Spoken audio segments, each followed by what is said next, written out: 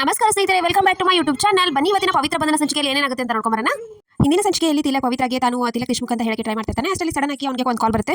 ಅವ್ರ ತಾತ ಕಾಲ್ ಮಾಡಿ ಅರ್ಜೆಂಟ್ ಪಾದ ಕರೀತಿರ್ತಾನೆ, ಅವ್ನು ರಿಸೀವ್ ಮಾಡ್ತಿರೋದಿಲ್ಲ. ಅಷ್ಟರಲ್ಲಿ ಸಡನ್ ಆಗಿ ಪವಿತ್ರಗೂ ಕಾಲ್ ಬರುತ್ತೆ ಅವ್ರ ಅಪ್ಪನಿಂದ. ಬಾಮ ಅಂತ ಹೇಳಿ, ಸರಿ ಆಯ್ತು ನಾನು ಹೊರಡ್ತೀನಿ, ಅಪ್ಪ ಕಾಲ್ ಮಾಡ್ತಿದ್ದಾರೆ ಅಂತ ಅಲ್ಲಿಂದ ಹೊರಡ್ತಾರೆ. ಆಯ್ತಾ ತಿಲಕ್ ಕೂಡ ಕಾಲ್ ರಿಸೀವ್ ಮಾಡಿ ತಾತ ಬೇಗ ಬಾ ಅಂತ ಹೇಳ್ತಾನೆ. ಸರಿ ಆಯ್ತು. ಪವಿತ್ರ ಮನೆಯಲ್ಲಿ ಅವ್ರ ಅತ್ತೆ ಹಾಗೆ ಅತ್ತೆ ಮಗ ಬಂದಿರ್ತಾರೆ. ಅವ್ರ ಅಪ್ಪನಿಗೆ ಶೂಸ್ ತಂದು ಶೂ ಹಾಕಿ ನೋಡ್ತಿರ್ತಾರೆ, ಇಲ್ಲ ಇದು ಮಾಡ್ತಿರ್ತಾರೆ. ಅಷ್ಟರಲ್ಲಿ ಪವಿತ್ರ ಮನೆಗೆ ಬರ್ತಾಳೆ. ತಾತ ಹೊರಗಡೆ ಕೂತಿರ್ತಾನೆ.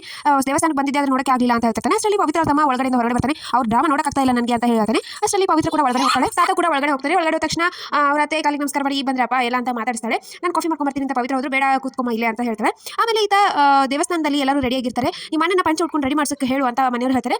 ಹೌದಾ ಅಂತ ಹೇಳಿ ಅವನನ್ನ ಕರ್ಕೊಂಡು ಹೋಗ್ತಾರೆ. ಪಂಚೆ ಉಟ್ಸ್ಕೊಂಡು ಎಲ್ಲರೂ ಸೇರಿ ಒಂದು ಡ್ಯಾನ್ಸ್ ಮಾಡ್ತಾರೆ. ಇವನ್ ಅಮೃತ ಕೂಡ ಡ್ಯಾನ್ಸ್ ಮಾಡ್ತಾಳೆ.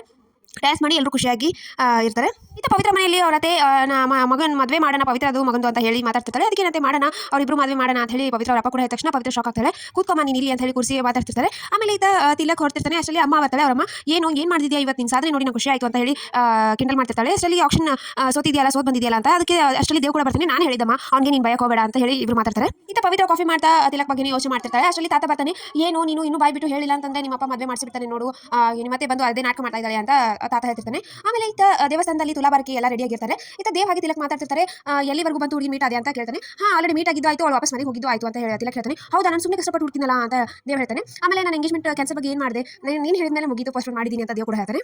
ಈತ ನಮ್ರತಾಗಿ ಅವ್ರ ಹೇಳ್ತಾರೆ, ನೀನು ಹೀಗೆ ಸೈಡಲ್ಲಿ ಇರ್ತೀಯ, ಹೋಗಿ ಒಂದು ಜೊತೆ ಮಾತಾಡು, ನೋಡು ತಿಲಕ್ನ ಯಾವ ತರ ಮುಗ್ತರ ಇದು ಮಾಡ್ತಾ ಇದ್ದಾನೆ ದೇವ್ ಅಂತ ಹೇಳ್ತಾನೆ. ಅದಕ್ಕೆ ತುಲಾಭಾರದಲ್ಲಿ ಆಲ್ರೆಡಿ ತಿಲಕ್ ಕೂತಿರ್ತಾನೆ. ದೇವ್ ಹತ್ರ ನಮ್ರತ ಕೂಡ ಬರ್ತಾರೆ. ಬಂದು ನಾನು ಹೇಗೆ ಅನಿಸ್ತಾ ಇದ್ದೀನಿ ಏನು ಅಂತ ಕೇಳ್ತಾ ಮಾತಾಡ್ತಾರೆ. ಆಮೇಲೆ ಈತ ಪವಿತ್ರ ಕಾಫಿ ಕೊಡ್ತಾಳೆ. ಕಾಫಿ ಕೊಟ್ಟು ಮದುವೆ ಮಾಡೋದೇ ಅಲ್ವಾ ಅಂತ ಮತ್ತೆ ಕೇಳ್ತಾಳೆ ಅವರನ್ನ. ಮದುವೆ ಮಾಡೋಣ, ಆದ್ರೆ ಈಗ ಅಲ್ಲ ಅಂತ ಹೇಳ್ತಾರೆ. ಎಲ್ಲರೂ ಶಾಕ್ ಆಗ್ಬಿಡ್ತಾರೆ. ಆಮೇಲೆ ದೇವ್ನ ನಮ್ರತ ಹೇಳ್ಕೊಂಡು ಲವ್ ಮಾಡ್ತೀಯಾ ನೀನು ನನ್ನ ಈ ತರ ಅಂತ ಕೇಳ್ತಾರೆ. ಇದು ಇವಾಗಲ್ಲ, ಫಸ್ಟ್ ತುಲಾಭಾರ ಮುಗಿಲಿ ಅಂತ ಹೇಳಿ ಅಲ್ಲಿಂದ ಕಳಿಸ್ತಾನೆ.